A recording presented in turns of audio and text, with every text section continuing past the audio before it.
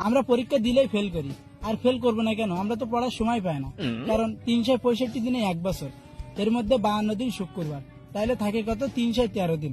এর মধ্যে আবার শীতকাল, গ্রীষ্মকাল, বর্ষাকালের ছুটি 50 দিন, তাহলে থাকে কত? 263 দিন। আবার এর মধ্যে আমরা যদি দৈনিক 8 ঘন্টা করে ঘুমাই, তাহলে বছরে কত আসে? 122 দিন, তাহলে থাকে কত? 140 দিন। আবার এর মধ্যে যদি 1 ঘন্টা করে আমরা খেলার পিছনে ব্যয় করি, তাহলে কতদিন আসে? 15 দিন। 15 দিন বাদ দিলে কত আসে? 126 দিন।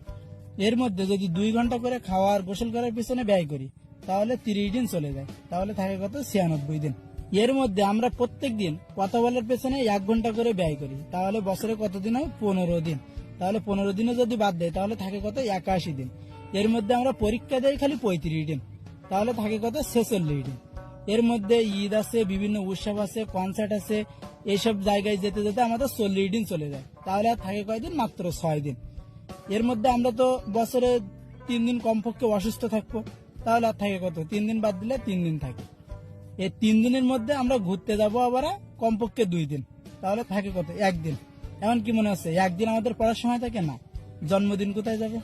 আমরা তো জন্মদিন পালন করবো নাকি?